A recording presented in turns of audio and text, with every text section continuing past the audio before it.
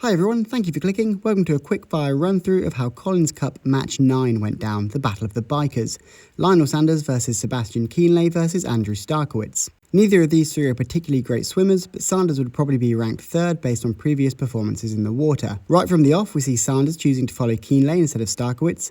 However, he quickly changes his mind, choosing to pivot over to Starkowicz's side. Sanders' swim work has clearly paid off as he manages to move past Kienle and onto Starkowicz's feet, a very good start for Lionel. When we next return, we see that Starkowicz has a small gap ahead of Sanders, but Kienle is way back.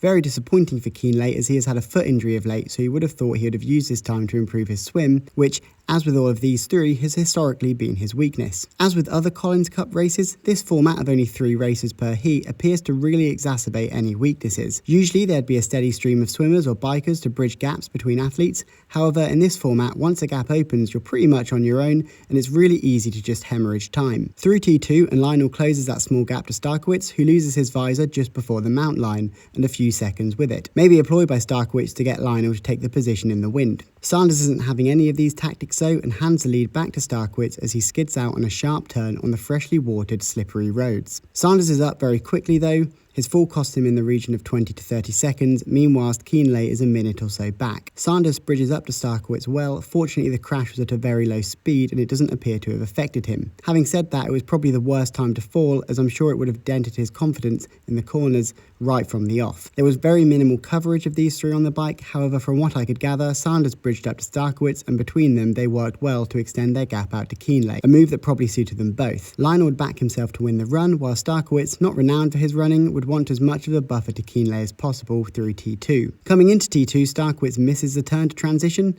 Sanders manages to spot it though and takes a bit of a lead. Fortunately, it doesn't affect Starkowicz too much, only 10 seconds or so. By this point, Kienle is in the region of 3 minutes 30 down, a good buffer for Starkowicz over a recently injured Kienle. Sanders takes off straight away on the run, interestingly wearing Puma's carbon shoes, switching away from the Nike Alpha Flies he had been using previously. Starkowicz hangs in fairly well initially, holding the gap at 30 seconds or so. The only shots for the rest of this race are of Sanders as he presses on steadily with his salt tabs in hand. Apart from a quick obstacle course diversion, Sanders handles the run well and comes home in first. Behind, we did not see pictures of the battle between Starkowicz and Kienle. However, from the GPS tracking data, we see Starkowicz steadily declining relative to Sanders, whilst Kienle is running well, consistently clawing back time on both of those ahead of him. With 2 kilometers remaining, Kienle makes a pass on Starkowicz and finishes in second, with Starkowicz in third. Thank you very much for watching. Do let me know down in the comments which other Collins Cup matchups you would like to see next.